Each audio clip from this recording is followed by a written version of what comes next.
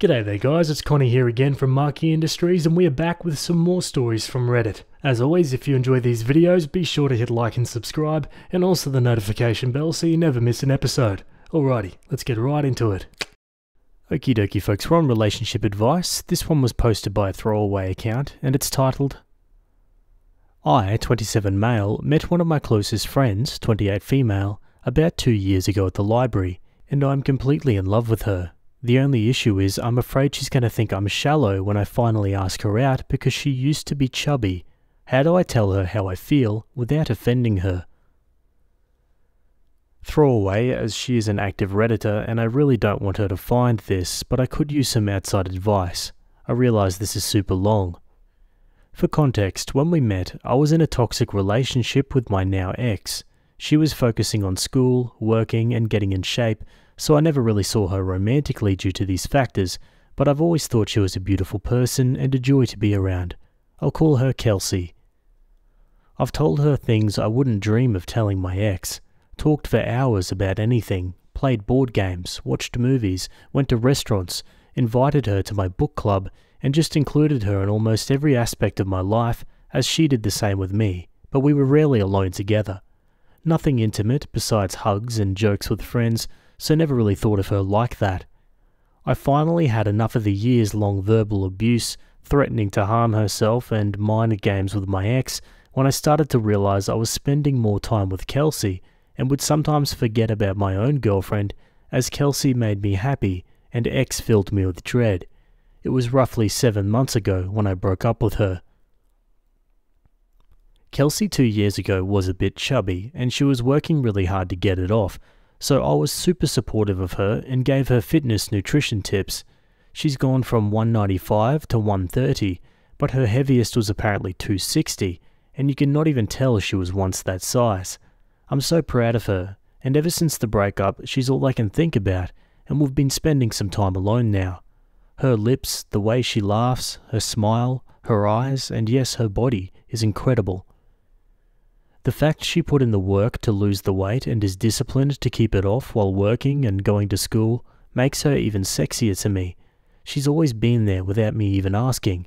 She would just know I needed her support in some way, and I would always find a way to let her know I truly appreciate her. I had a feeling she felt the same about me, but I let a bunch of insecurities, I'm freakishly tall, being called boring, told I talk too much, hate my chin, etc., stop me from telling her how I felt. A few weeks ago, we were all at a taco joint with friends, stuffing our faces and having a great time, until a guy approached her and offered to buy her a drink. My heart sank and I immediately wanted to tell him off, she's not interested, but was able to fight it off as I knew it was irrational and I had no right. She sweetly agreed with some encouragement from the girls at the table and followed him to the bar, and they started chatting. I had never been so angry, sad and guilty at the same time about a woman. The time I've known her, she's been single, except for a few dates that ended up wanting to just be casual, which really hurt her as she doesn't hook up and hasn't been intimate with anyone for a few years since she was focusing on herself. Guys and girls hit on her all the time, and it's always made me irrationally upset, even before I realized I loved her because they didn't know her.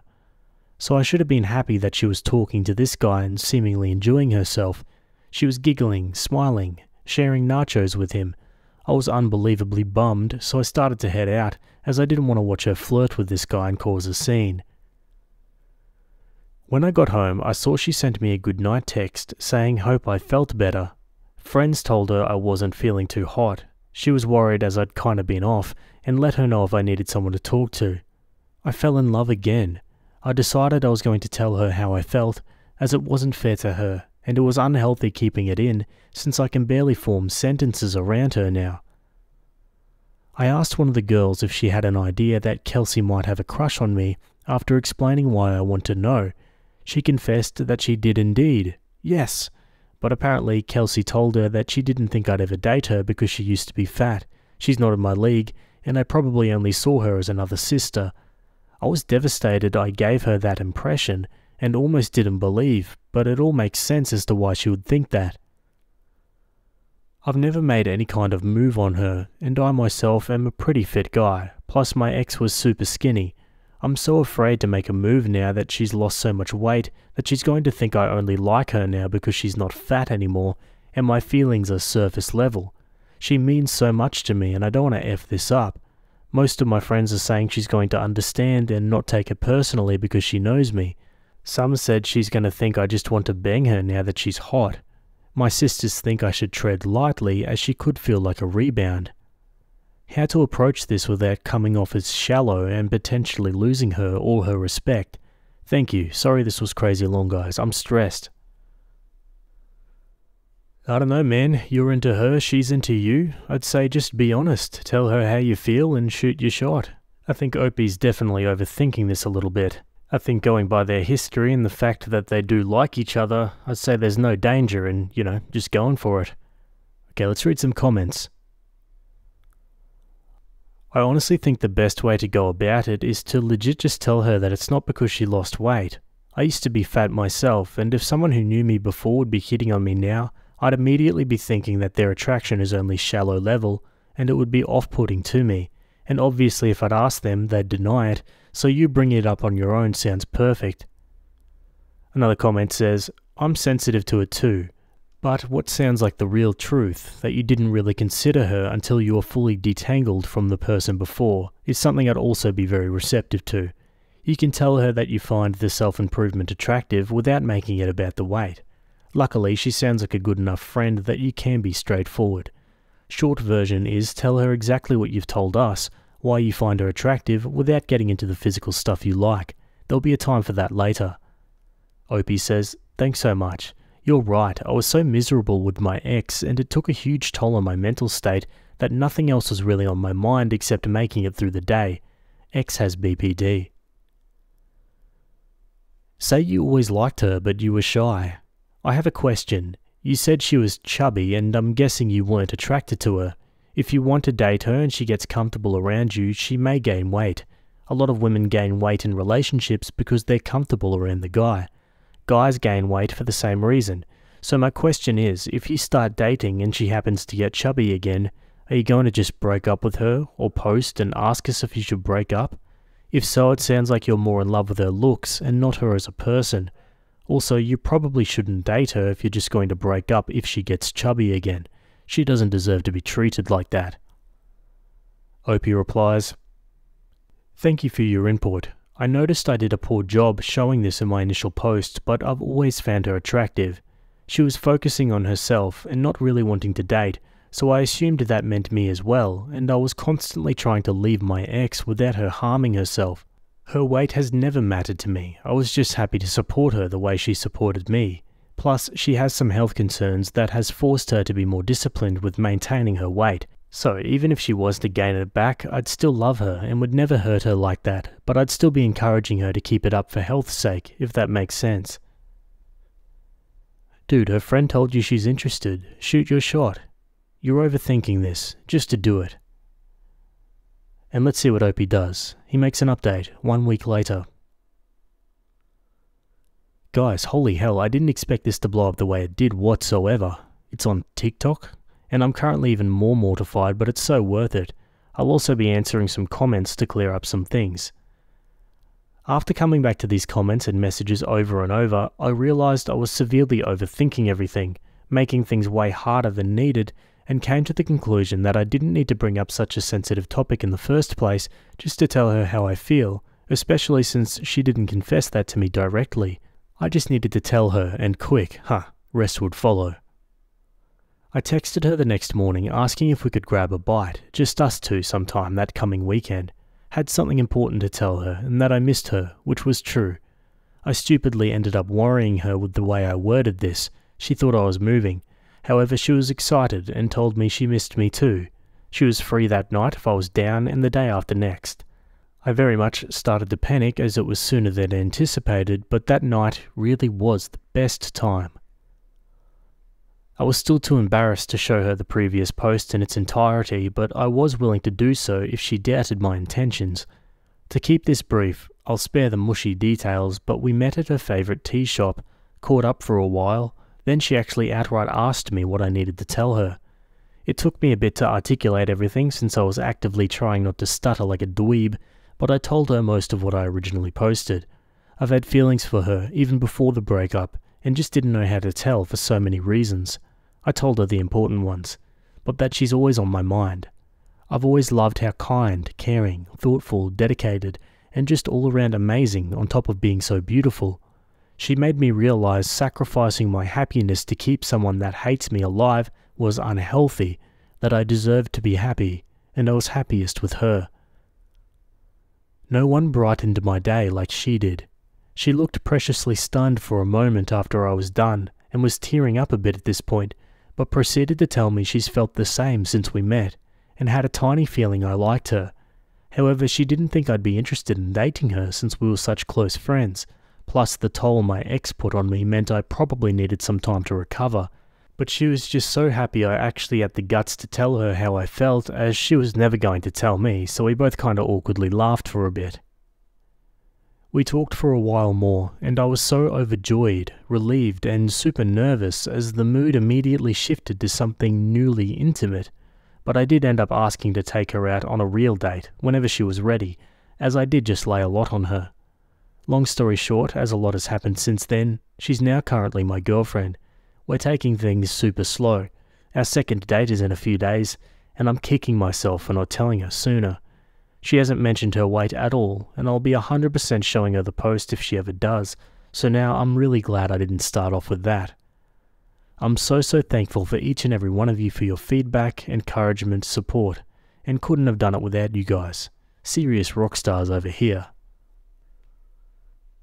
Okay guys, and that's the end of that story. Oh, what a great ending. But yeah, how glad I am that he didn't start that conversation talking about her weight.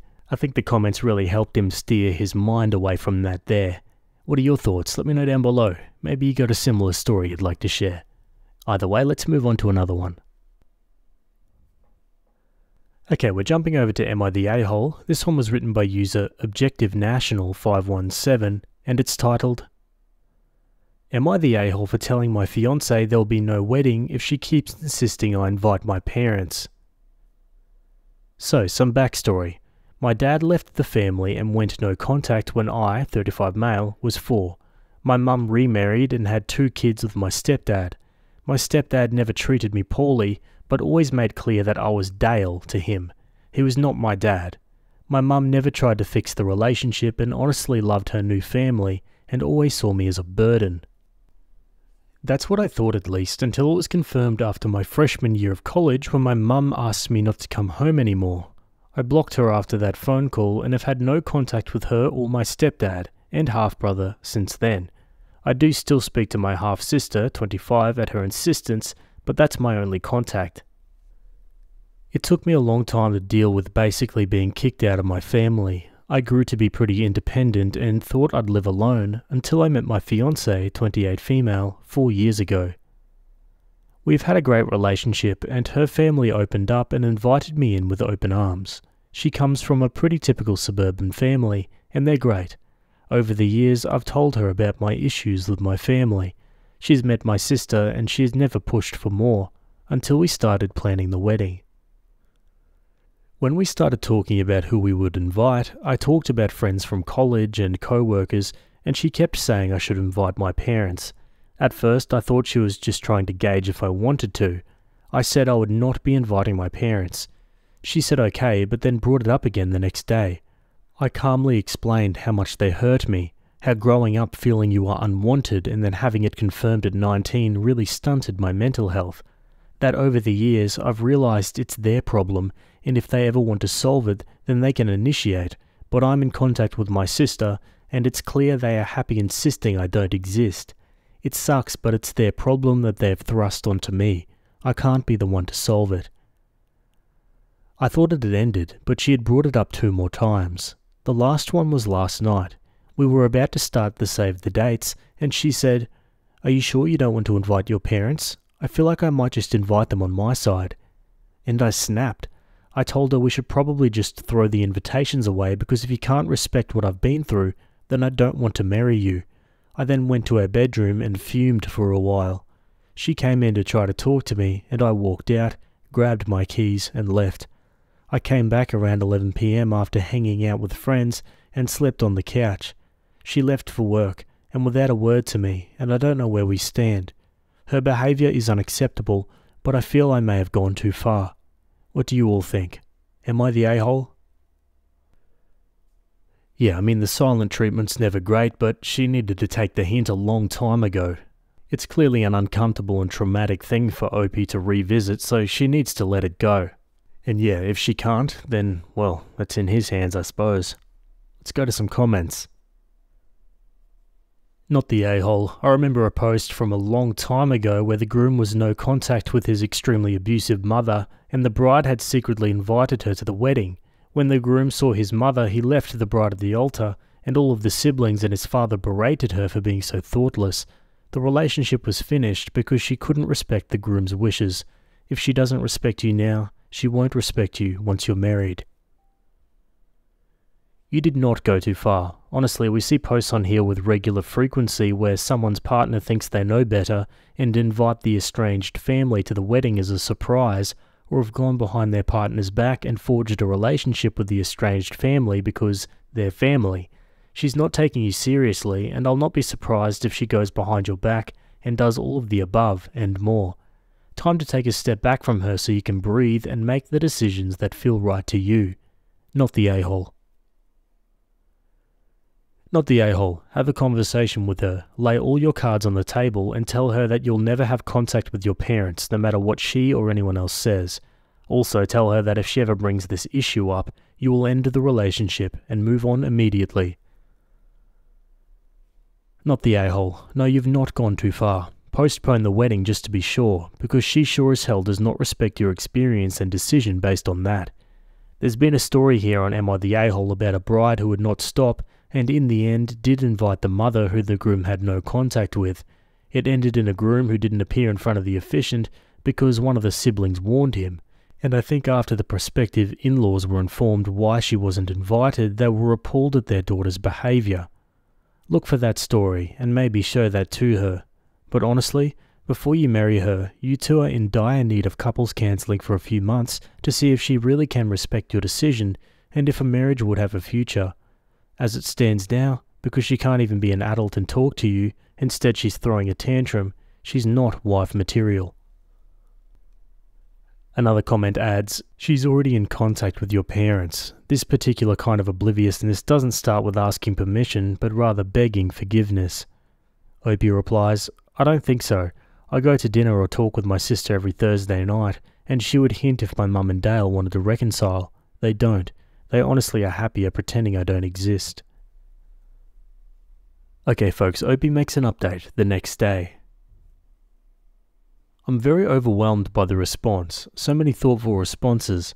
Thank you to everyone who took the time to respond. I thought I'd give an update. My fiancé normally gets home around 5:30 PM, so after I was done working, I work from home, I waited for her to show up. I got very worried when it was 6 and she still wasn't home, but around 6:15 she shows up with my sister, which was a big surprise.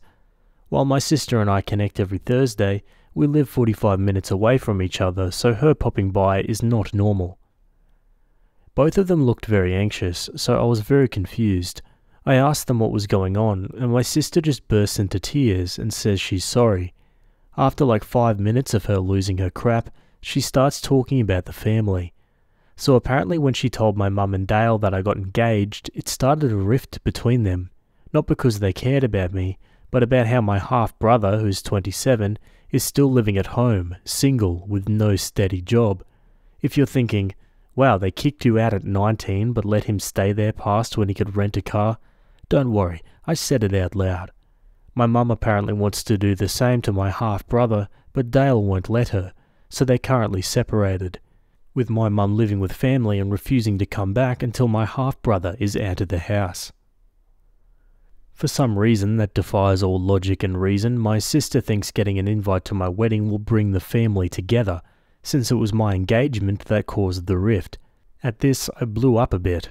I told her that my engagement had nothing to do with it, that their crappy parenting and poor relationship skills caused it, and don't put that crap on me.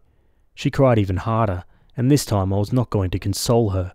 My fiancé is just sitting there the whole time, so while my sister is trying to get herself together, I questioned my fiancé about this. She also tears up a bit, but tells me my sister was telling her about how I always bring up the family on our Thursday, and that deep down I wanted to repair the relationship. I asked how she could believe that when I was very clear that I was no contact with my family and had never mentioned wanting to be in contact. I told her that I tell her everything and would never hold back something like this without talking to her. She's always been my sounding board.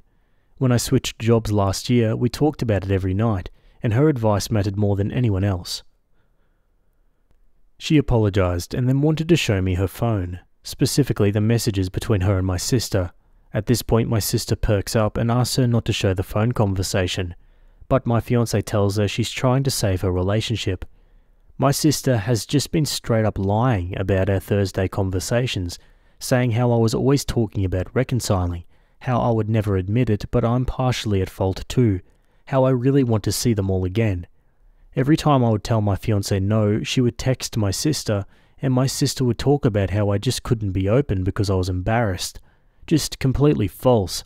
I would be perfectly happy never seeing any of them again. I can't believe my sister still sees them. At this, I tell my half-sister to leave and that Thursdays are cancelled. My sister puts up a little bit of a fight, but I ignore her until she leaves. She keeps saying sorry over and over again, but honestly, I'm done with her. I've blocked her and will be no contact with her for the time being. A complete betrayal of my feelings and relationships. As for my fiancé and I'm still very upset. She went behind my back with my sister, never asked me about it, let my sister manipulate her and honestly hurt me. I told her I love her, but my trust is broken. We've agreed to go to couples therapy and see if we can repair the relationship. I hope we can, but I'd say it's a toss-up for me. She's got a lot of work to do. One downvoted comment says, "Oh, frick off, your fiancé was lied to and manipulated just as much as you. Don't hold this against her if you don't want to be the a-hole. Now is the time to come together with her as she has seen how effed they are.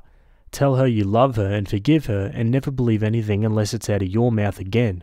But that's up to you if you want to throw away the love of a good woman." Opie says, "This is why we're doing couples counselling, not individual counselling. I don't think I'm blameless here." Yeah, I'd say counselling's probably a good idea. Okay, now for another update, 8 days later. A lot has happened. I'm just going to try and spill it in order for you all. So, after my sister left, I told my fiancé I loved her, but I didn't trust her currently, that I felt she took my sister's side instead of mine, so I continued to sleep on the couch for a couple of nights. She was walking on eggshells around me and I hated it, but I also just wasn't ready to forgive her. Then Friday night, after I hung out with friends, I came home and crashed on the couch. We had an innocuous conversation, but she did ask me to come to bed, and I told her I just wasn't ready. I woke up to pee at like 3 AM and she was sleeping on the floor next to me. I don't know why exactly, but it touched me deeply, and I cried a little bit. It meant so much to know that she wanted to be near me, even when I was being unloving. It really turned the tide. I woke up a few hours later and she was making me breakfast. A surprise, as Saturday is usually my big breakfast making day. We sat down to eat and she was keeping the conversation light, still on eggshells, but I decided to tell her a story from my childhood. I told her how Dale used to make breakfast for the family, but never included me. I was older, so I slept in, and when I got up, there was rarely any breakfast left, and if there was, it was in the fridge, and no one would eat it with me. I told her how much Saturday brunch with us meant to me, and how I hadn't really ever talked about it, and that wasn't fair to her. She looked at me with tears in her eyes. She apologized again, but I told her I didn't need it, that I forgave her, and while I still want to do couples therapy because I think it'll help me express my family issues with her in a healthy way, I'm ready to send out the save the dates. I then asked her to massage my back because the couch was a nightmare to sleep on, and she knew I was serious. I don't love people touching me, except my fiancé, and I had really not allowed it since the original incident.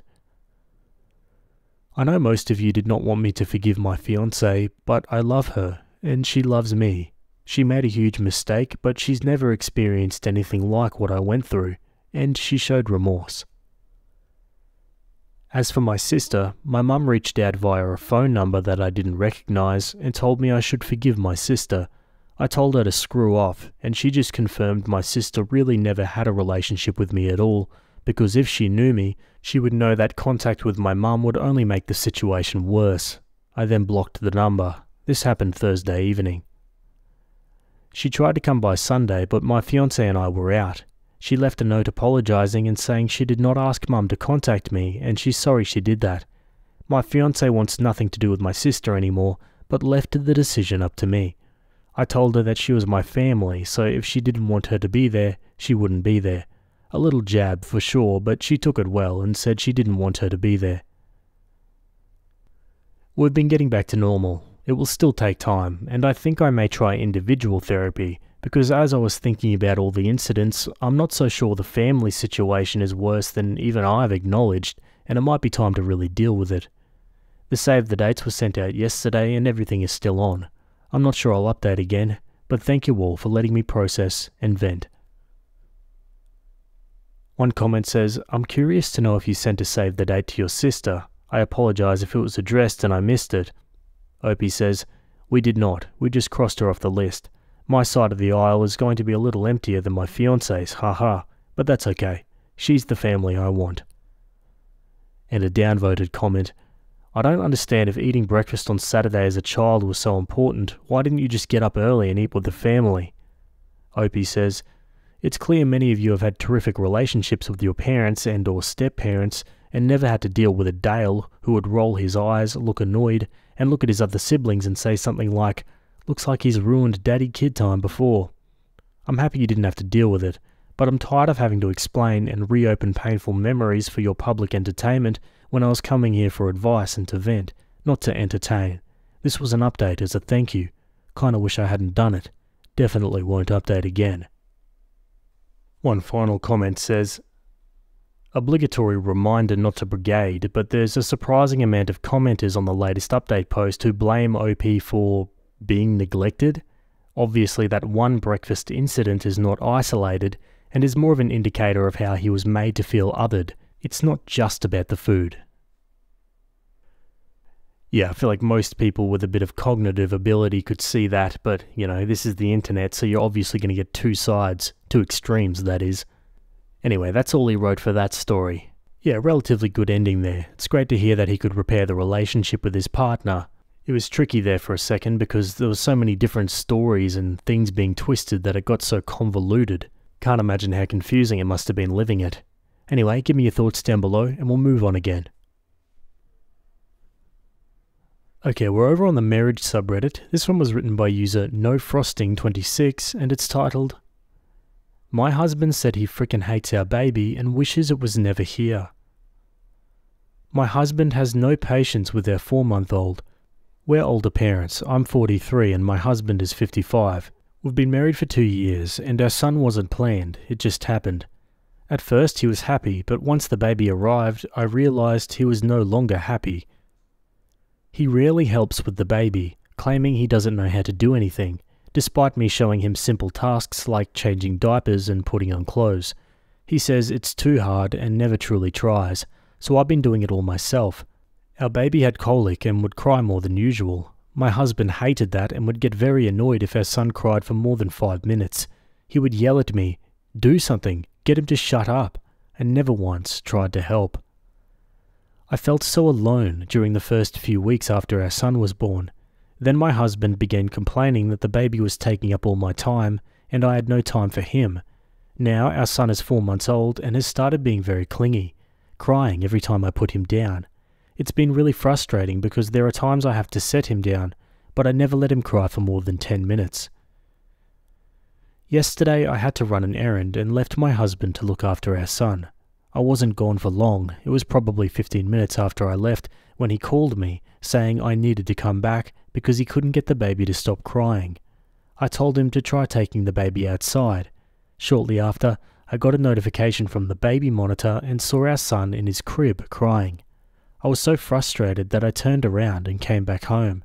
When I got back, our son was still in his crib crying, and my husband was just sitting on the couch. I was furious and asked him why he left the baby crying for so long.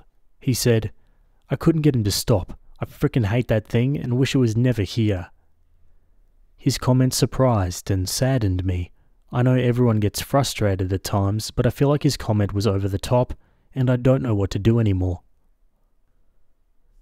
Oh geez, this is sad, and the way he talks about the kid like it's just some object, it's clear that unfortunately he probably means what he said.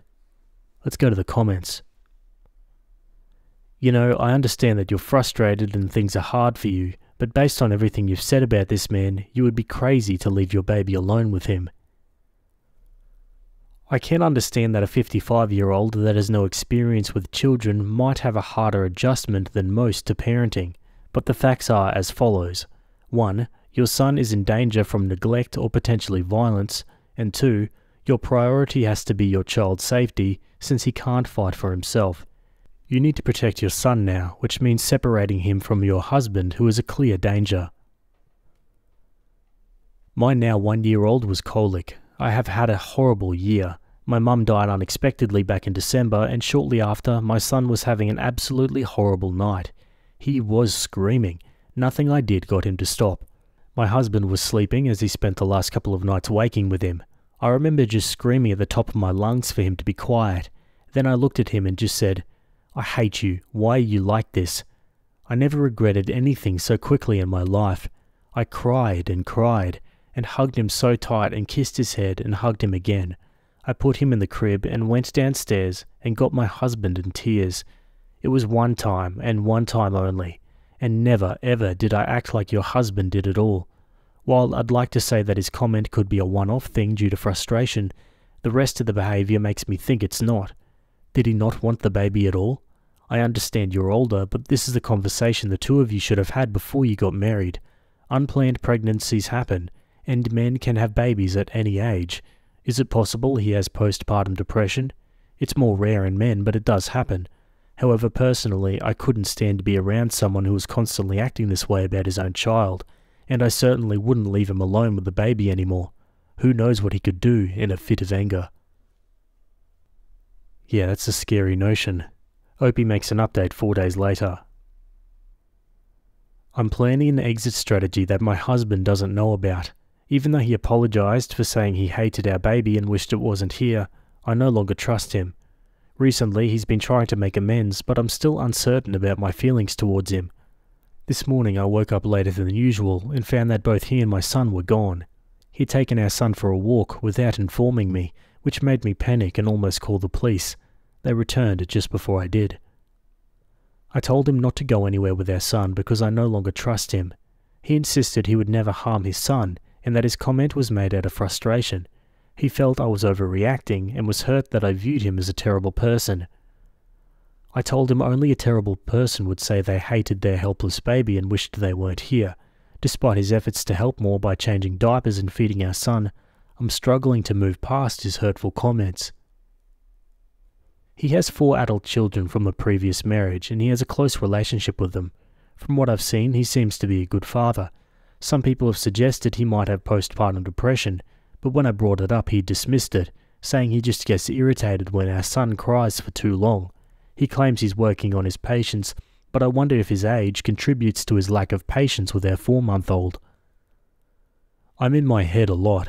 Deep down, I think I know what I need to do to keep my child safe, but another part of me wants to give him another chance. Opie answers some questions. When asked if it was a head injury since her husband was a father and had kids before. He's never had a head injury. He mentioned that he doesn't remember his own kids crying as much as our baby does. Has her husband been a hands-on father in the past? I've tried to get him to help with our baby, but he keeps saying he doesn't know what to do, despite me showing him. He admitted that he never did anything for his kids. His ex-wife did everything. And another comment from OP. I'm not judging him for expressing frustration. We all get frustrated at some point, but I'm currently at my breaking point. My issue with him is that every single time our son cries for longer than 5 minutes, he yells at me to shut him up or do something now. He doesn't even help or even attempt to. He's only started showing some interest in our son recently because I think he fears I'll leave. Now for a new update. I know most people might think I'm crazy for leaving him alone with our son again after he said he frickin' hated him and wished he wasn't here, but I thought things had gotten better. He told me to take some time for myself today, but then he texted me while I was out, saying he needed a break. It completely ruined my me time and gave me so much anxiety. I was already uncomfortable leaving them, but he kept reassuring me that everything would be fine. Our baby is going through the clingy phase right now, and I've tried to explain to him that it's normal, but he thinks I'm enabling it by holding him too much. It just feels like things aren't getting better. I don't know if I'm overreacting or if he's right that I'm holding our son too much. I'm just so frustrated right now. Opie gives a transcript of their text messages. Husband says, "He cries every time I put him down. It's all your fault because you hold him all day. When are you coming back home? I need a break. I can't get him to stop crying. You need to come home now." Opie says, "It's almost time for a nap. I think he's just tired. Can you put him in the crib now? I'll be home in an hour." I haven't been gone that long and you're asking for a break. You literally told me I could go. I asked you more than once if you were okay taking care of him, and you said it was okay. He says, "Not if he's crying the entire time. I'm not okay with that." OP, "You're always complaining. It's so exhausting at this point." Husband says, "Because you're not getting the point. You're making it hard for me. Not if he's crying the entire time. I'm not okay with that. He's crying every time I put him down and you get mad at me for letting him cry." Opie says, "If you need to get stuff done, then it's okay to put him down and let him cry for a bit. I have no issue with that. You're trying to ruin the little time I have to myself. That's exactly what you're doing." Husband says, "Every time I try to talk to you, you get defensive. It's like you don't want me to say anything." And Opie says, "Because you're not making any sense, and you're trying to pick a fight with me because you have to look after your child." Yeah, honestly, it sounds like he got a free ride his entire life when it came to childcare, and now that he actually has to do it himself, he realizes he doesn't really like it. Newsflash, bro, no one really enjoys it. It's just part of being a parent. Let's read some final comments.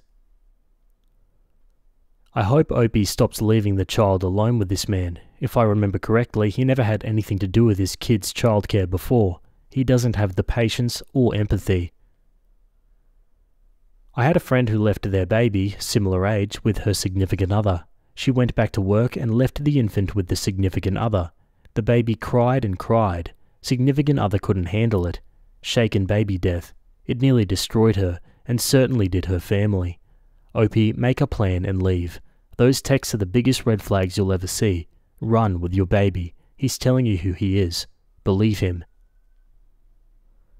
"I'm honestly so scared that her child will get shaken baby syndrome from the husband.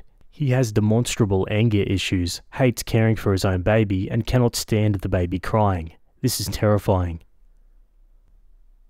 Yeah, it certainly is. Also, until today, I really had no idea that babies could die from being shaken. I guess it makes sense. Their bodies, and more specifically their heads, are so fragile when they're young. But yeah, fingers crossed Opie gets out of there. That's the last update for now, but we'll keep an eye out for any further ones. Anyway, you know the drill. Give me your thoughts down in the comments, and we'll move on again. Okie dokie, to lighten it up a bit, we're jumping over to Petty Revenge. This one was written by user TitForTat101, and it's titled, "I purposefully farted in front of a guy at the gym because he wouldn't take no for an answer." So, a few things. I go to the gym to work out and decompress. I don't see it as a place to be social. I wear large over-ear headphones. I was at the gym and just finished one of my sets for deadlifts when a guy walks over. This is something I'm used to, despite how much I dislike it, but he starts talking to me and I'm able to pick up his flirting. I'm polite and waiting for the proper moment to end the conversation. When he asks for my number, I decline. He keeps talking and going into the usual shtick of, "Why not?" and "Come on." At that point, I'm very uncomfortable and also annoyed because my workout timer has already gone off, and it's past time for me to start my next set. I put on my big girl pants and tell him he's making me uncomfortable and I just want to finish my workout. Does he leave? No. He keeps talking now, going on about how he didn't mean it like that, and he's not a bad guy. No actual apology to be found. Now, during this entire interaction, I've had to fart. I was being polite and holding it in until he left, but seeing as he's not, I think, well, I know a way to get him to leave. As he's still talking, I let it go. It's silent, but rather smelly. It only takes about 2 seconds for him to catch a whiff. He stops talking, and the face he makes is too much that I have to bite my lip to stop laughing. That's when he gives me a look of, "Are you serious?" and then finally leaves, and I'm left alone to finish my workout. Ha, that's great. Desperate times call for desperate measures, I suppose. This comment says, "I was hoping for a loud rumbly rip. Alas, silent but deadly is funnier." Chemical warfare I approve of. So good. Okay folks, we're going to leave that one there. Let me know your thoughts down below. Alrighty, well that's it from me today. I hope you guys enjoyed those stories. Thanks for making it to the end, and I'll see you all in the next video. Have a good day. Cheers.